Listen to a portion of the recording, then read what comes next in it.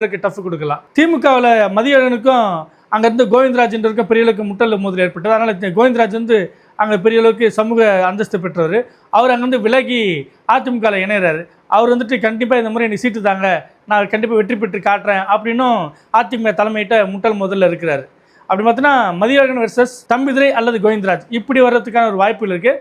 அதிமுக தலைமை என்ன கணக்கு போடுன்றது தெரியல. இதில் கோவிந்தராஜுக்கு சீட்டு கிடைக்கிறதுக்கு இன்னொரு சான்ஸ் என்ன இருக்குன்னா, கேபி முனுசாமிக்கு தம்பிதுரைக்கு அந்த அளவுக்கு பெரிய அளவுக்கு இணக்கமான நட்பு ஒன்றும் கிடையாது. அதனால் தம்பிதுரைக்கு எதுக்கு நம்ம ஒரு இம்பார்ட்டன்ட் கொடுக்கணும் அப்படின்னு கேபி முனுசாமி கணக்கு போட்டார்னா, கோவிந்தராஜுக்கு அந்த சீட்டை வழங்குறதுக்கு அவர் கொஞ்சம் புஷ் பண்ணக்கூடும். அடுத்தபடியாக கிருஷ்ணகிரி மாவட்டத்தின் பெயர் தாங்கிய ஒரு சட்டமன்ற தொகுதி. நான் ஏற்கனவே சமீபமாக குறிப்பிட்டு வருது போல் இந்த முறை திமுக அதிமுகவும் மாவட்டத்திற்கு முக்கியமான தொகுதிகளில் கூட்டணிக்கு கொடுக்காம அவங்களே களமிறங்கணுன்றது தான் கணக்கில் இருக்காங்க. அந்த வகையில் இப்போ சிட்டிங் எம்எல்ஏ பார்த்தீங்கன்னா அதிமுகவில் அசோக்குமார் இருக்கார். அவர் கிருஷ்ணகிரி கிழக்கு மாவட்ட செயலாளரும் கூட, கேபி முனுசாமியோட ஆதரவாளரும் கூட. அவர் தான் இந்த முறையும் சீட்டு கேட்குறார். அவர் வெள்ளாள கவுண்டர். இன்னொரு புறம் அந்த தொகுதியில் பார்த்தீங்கன்னா வன்னியர்கள், வெள்ளாள கவுண்டர்கள், பட்டியலினத்தவர், கொஞ்சம் இஸ்லாமியர்கள் இப்படி கலவையாக இருக்கிறாங்க. அதனால் கேபி முனுசாமியும் ஒரு வகையில் அந்த இடத்துல இறங்கக்கூடுமா அப்படின்ற பேச்சு இருக்குது. ஆனாலும் 90% அசோக்குமார் தான் அந்த இடத்துல மாவட்ட செயலாளர் அடிப்படையில் அவர் தான் அங்கே நிற்பார் அதிமுகவில்.